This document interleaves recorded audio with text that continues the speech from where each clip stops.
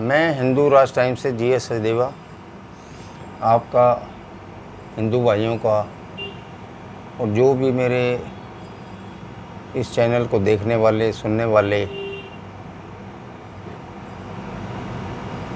भाई हैं उनको जो है बहुत बहुत प्रणाम।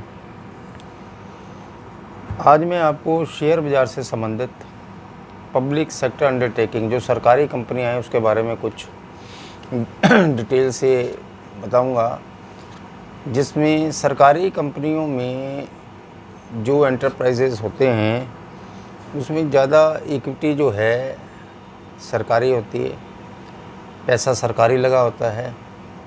बाकी जो इक्विटी है जैसे ITDC है 87% सरकारी है, गैस अथॉरिटी ऑफ इंडिया है, BHEL है, भारत इलेक्ट्रॉनिक है, भारत अर्थ मूवर्स है, भारत पेट्रोलियम HPCL, और ये जो कंपनियां हैं Indian telephone industry ITI, shipping corporation, ये सब कंपनियां जितनी भी आप देखते हो जो डिफेंस सेक्टर से ताल्लुक़ है, शुरू में सरकारों ने ये कंपनियां बनाई थी। उसमें उनका ये था कि ये चीज़ें जो है सरकारी उपक्रम, क्योंकि 1992 के बाद फॉरेन इंस्टीट्यूशन यहाँ आया था, उससे पहले सारी कंपनियां वित्त मंत्री जब बने वो तो 1991 में वो थे डॉक्टर मनमोहन सिंह, तो उससे पहले सरकारी कंपनियों का ही ज़्यादा बोलबाला था। पब्लिक कंपनियां भी चलती थी। रिलायंस भी 1966 में आई थी, रिलायंस टेक्सटाइल के नाम से। उस समय जितनी सरकारी कंपनी 1991 के बाद धीरे धीरे क्या हुआ, जब ग्लोबलाइजेशन हुआ तो हर जो इन्वेस्टमेंट करने वाला था वो भी जागरूक होने लग गया। और उसके बाद जो है सरकारी कंपनियों में जब सरकार को देश चलाने के लिए कंपनियों का अपनी शेयर होल्डिंग किसी क्षेत्रों में कोई सेक्टरों में कम करनी पड़ गई। वो कम क्यों करनी पड़ती है? एक तो है कि उनको अर्थव्यवस्था को चलाने के लिए, गरीबों के विकास के लिए जितनी भी पैसे की ज़रूरत होती है वो कहाँ से आएगा? पैसा जो आता है सरकार को दो चीज़ों से आ रहा है, एक इनकम टैक्स जो आप भरते हैं और दूसरा GST है। अब GST और इतना ये पैसा मिला के बाकी जो वैट वगैरह होता है वो तो राज्य सरकार का है, तो इनकी आमदनी का जरिया और तो कुछ है नहीं। जो आपकी करेंसी छपती है इसका भी 50% जो है गोल्ड रखना पड़ता है। अब RBI है, उनके पास जो बैंक्स का पैसा पड़ा होता है उसको भी बड़े ध्यान से दिया जाता है, क्योंकि जो बैंक्स का पैसा है वो डिपॉजिटर्स का है।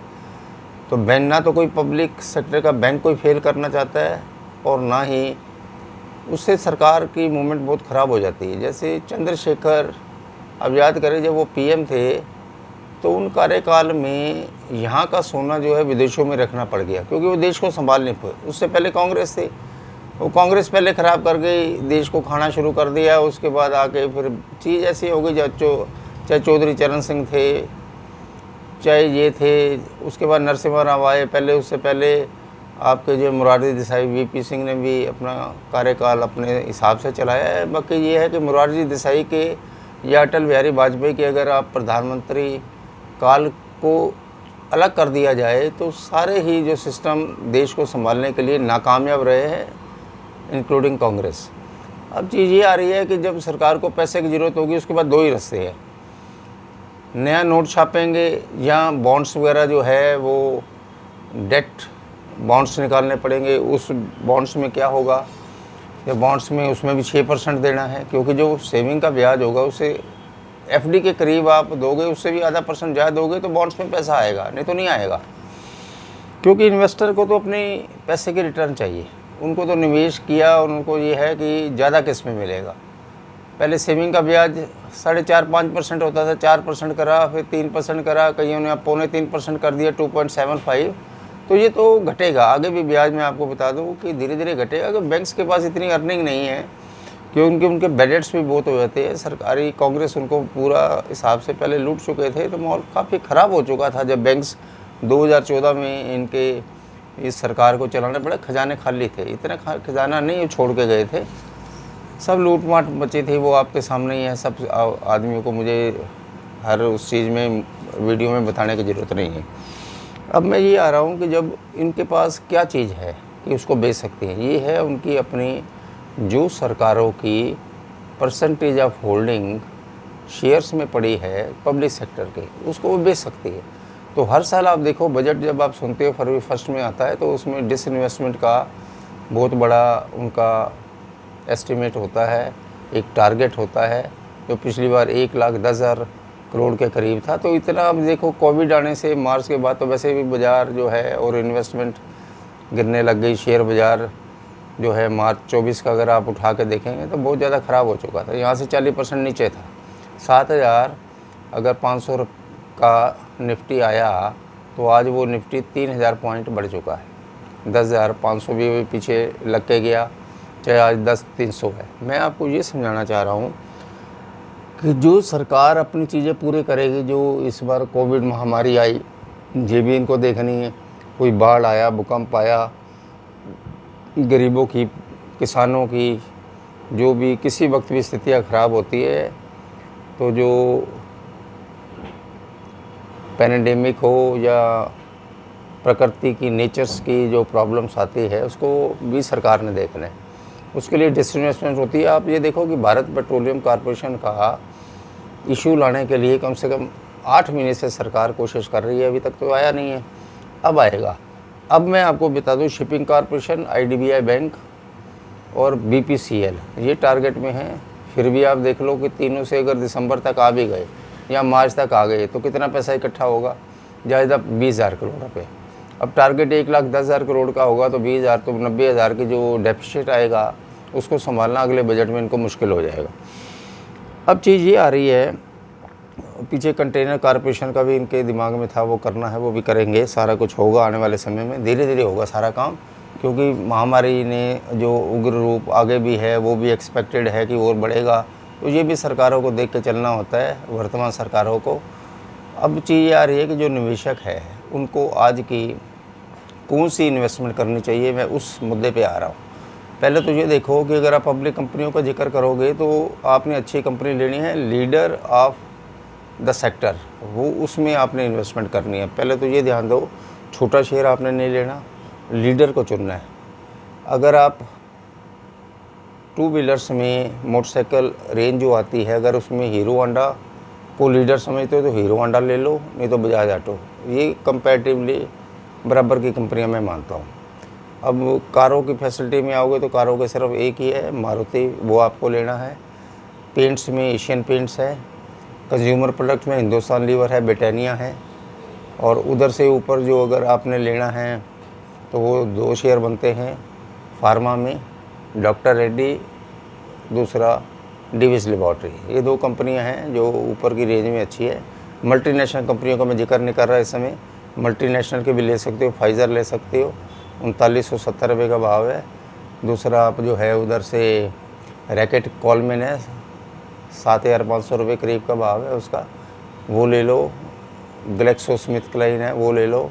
ऊपर की रेंज की आपको कंपनियां ही लिया करो, चाहे उसके एक एक शेयर लो। 7,500 का रैकेट कॉलमैन है तो एक लो, ये ज़रूरी नहीं है कि 10 लॉट एक का है। डीमेट अकाउंट में आपको कोई दिक्कत नहीं है, लॉट नहीं होते यहाँ पे, यू कैन बाय 1 शेयर, तो उसका आपको दिक्कत नहीं रहेगा। इन्वेस्टमेंट के लिए छोटी इन्वेस्टमेंट होती है, अच्छे शेयरों में लगाओ, उन शेयरों में लगाओगे तो अच्छा रहेगा। आप पहले के देख के चलो, मैं आपको 30 साल पहले ले जा रहा हूँ, जर्मन रेमेडीज़ थी। अब वो शेयर को उठा के देख लो, एबर्ट लेबॉर्ट्री थी, 70-80 रुपये का भाव था, आज भी 400 रुपये का भाव है। उस हिसाब से अगर आप अनुपातित प्रोपोर्शनेट आपका प्रॉफिट देखोगे तो काफ़ी अच्छा आता है।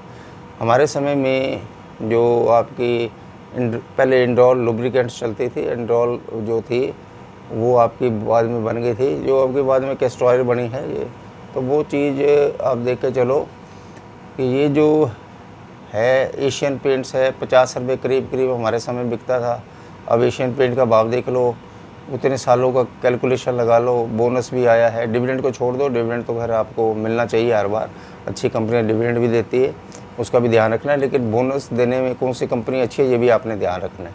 इन्फोसिस है, विप्रो है, इसने काफ़ी बोनस दिए हैं, इस चीज़ का ध्यान रखो। और लीडर्स में आपके एशियन पेंट्स जो है ये शेयर होल्डर की फेवर में है और वो देती है।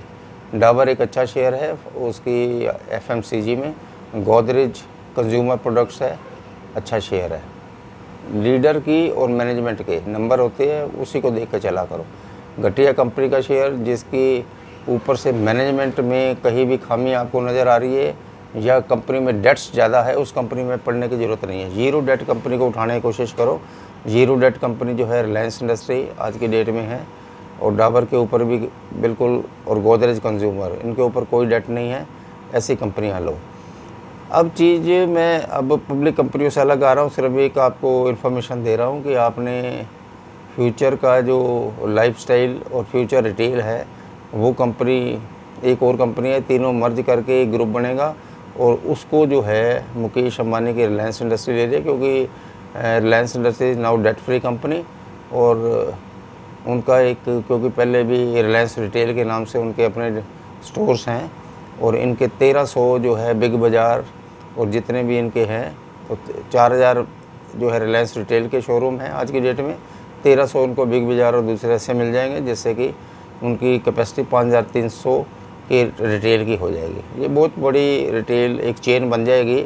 तो अंबानी जी अगर इसमें आना चाह रहे हैं तो उनका स्वागत है। और आपको कल ही रिलायंस रिटेल का, रिलायंस लाइफस्टाइल, ये आपने शेयर लेना है, इसमें आप कमा लेंगे। अब मैं दूसरी चीज़ भी आ रहा हूँ कि आपने इन मोमेंट को भी देख के, जो मैं जिक्र है जो आज के पॉइंट में मैं लेना चाह रहा था, पब्लिक सेक्टर अंडरटेकिंग के शेयर हैवीली डिस्काउंट है इस समय। मतलब आप ये लगा के चलो कि अगर BHEL 170 पे बिका करता था, आज 78 रुपये का भाव है। और ऐसी चीज़ों में उठाना है, आप पुराने रेट उठा के देख लो। BHEL है, कंटेनर कॉर्पोरेशन 800 रुपये बिक गया है, तो अगर 500 रुपये करीब मिलता है वो चीज़ अच्छी है। भारत पेट्रोलियम अच्छा है। तो तीन जो टारगेट में है उनके BPCL और आपके शिपिंग कॉरपोरेशन SCI जिसका शॉर्ट नेम है, और IDBI बैंक, ये तीन शेयर तो अभी चलेंगे। तो IDBI बैंक 60 रुपये तक जा सकता है। शिपिंग कॉरपोरेशन का टारगेट मेरा 70 रुपये का है, और आपके जो BPCL है वो 460-70 के करीब आपको 2-3 महीने में मिल जाएगा। बाकी ये बाज़ारों के ऊपर तो डिपेंड करता ही है। मैं आज के वर्तमान के बाज़ार के निफ्टी को देख के ही ये बात कह रहा हूँ कि इतना रेट हो जाएगा। अब तीसरी बात ये आ रही है कि जो PSU हैं, जैसे ITI था, ITI इंजीनियर्स इंडिया लिमिटेड 58-60 रुपये में जो है मैंने रिकमेंड किया था। तो ये देख के चलो कि ये दोनों शेयर जो हैं आज की डेट में क्या भाव में मिल रहे हैं, वो चेक करो आप। 107 रुपये करीब करीब वो है, और 87 के करीब आपका इंजीनियर्स EIL है। शेयर अच्छे हैं। भारत इलेक्ट्रॉनिक 70 रुपये बिका है, 65-70 रुपये करीब काफ़ी देर चला है। तो ऐसे शेयर अब PSU जो है आने वाले समय में चलेंगे, मैं आपको बता रहा हूँ। एक तो ये सेफ बेट है, क्योंकि ये जो भाजपा सरकार है, इनमें से कोई भी मंत्री कोई चीज़ खाने वाले नहीं हैं, इनमें अटैचिव कारोबार नहीं होता। तो सबसे बड़ी चीज़ ये है कि आप इनके आने वाले समय में जो अंडरटेकिंग के शेयर हैं, जो पब्लिक सेक्टर अंडरटेकिंग है, उस पर ध्यान दो। स्टील अथॉरिटी ऑफ इंडिया है, जब अगर टाटा आयरन जो है आपका 400 रुपये होगा, तो ये भी आपका 45 रुपये हो जाएगा, जो आज 30-30.5 रुपये का भाव है। सेक्टर वाइज मैं बता रहा हूँ आपको। स्टील में स्टील अथॉरिटी ऑफ इंडिया, और उसमें आप 2 शेयर बता रहा हूँ, ONGC ले लेना उसमें, और एक गैस अथॉरिटी ऑफ गेल जिसको कहते हो, 100-101 का भाव है, ये शेयर चलेंगे।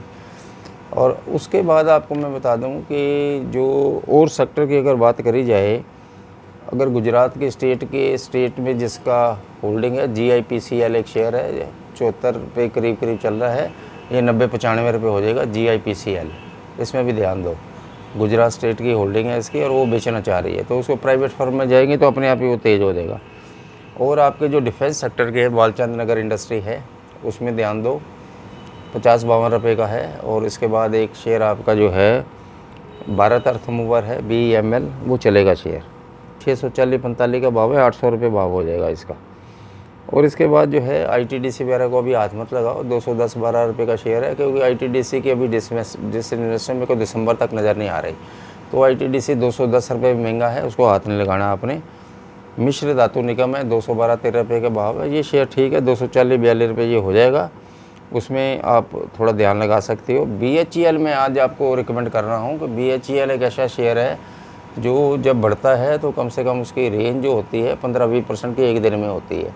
चाहे उसमें एक बार आपका 10% पे वो लग जाएगा सर्किट, कोई बात नहीं है, दूसरे दिन वो 5% का होगा, 3 दिन में 20% आप उसमें कमा सकते हो। भाव 36 साढ़े 36 का भाव है, ये 45 रुपये हो जाएगा शेयर।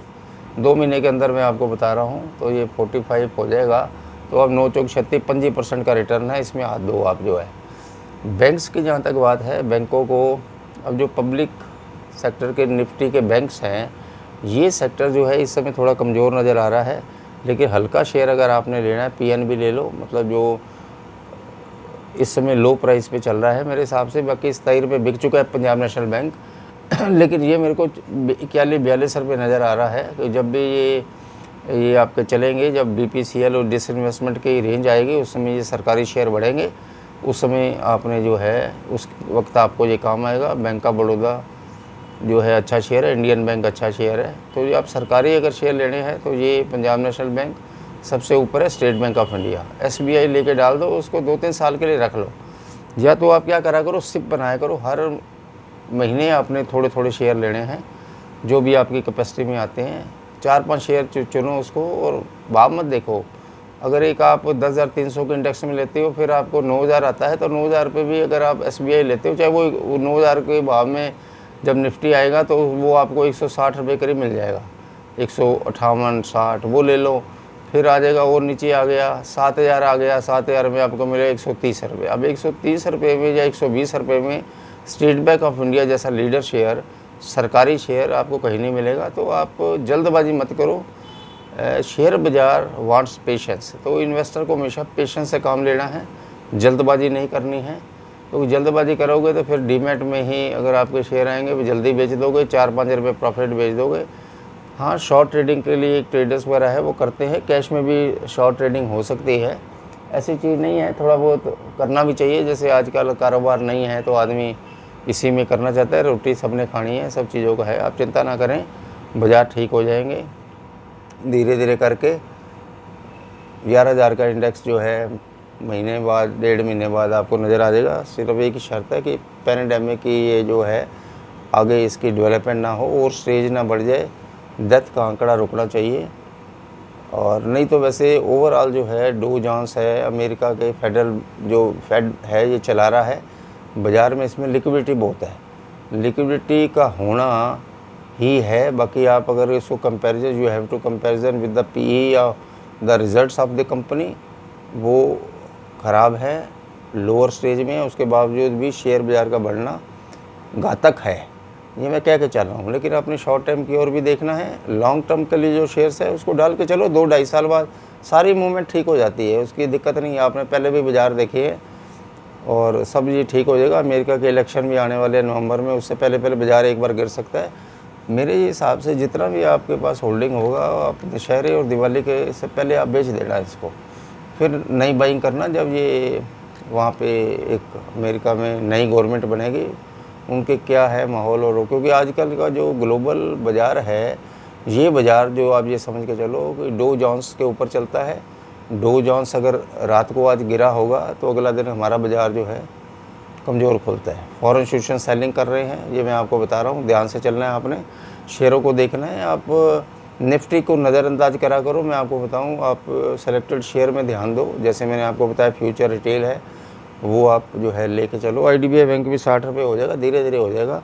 और शिपिंग कॉर्पोरेशन है, ये भी मेरे को जो है 68-70 रुपये नज़र आ रहा है। इन पे ध्यान दो, जब भी आपका आए तो फिर उस समय लालच नहीं करना है आपने। आपको 15-20% अगर आपको महीने में मिल जाता है, या 10% मिलता है, 8% मिलता है, तो आप लेके ख़त्म करो, क्योंकि आपको बाहर इतनी इन्वेस्टमेंट का कोई भी जगह पे आप लगाओगे नहीं मिल सकता। तो आगे आपने ध्यान रखना, हर बार मैं ऐसी वीडियो देता रहता हूँ, जैसे भी हफ्ते में 2-3 बार जैसा भी होगा। नेक्स्ट वीडियो हो सकता है मैं शुक्र शनिवार दूंगा, ये शुक्रवार बाज़ार जब बंद हो जाएगा, आज मंगलवार है। तो धीरे धीरे आपने काम करना है, डोंट हेसिटेट, डरने की कोई ज़रूरत नहीं है। कोविड का भी धीरे धीरे महामारी का हल्का हो जाएगा, सब ठीक हो जाएगा। ओम शिव शिव, नमो नमो।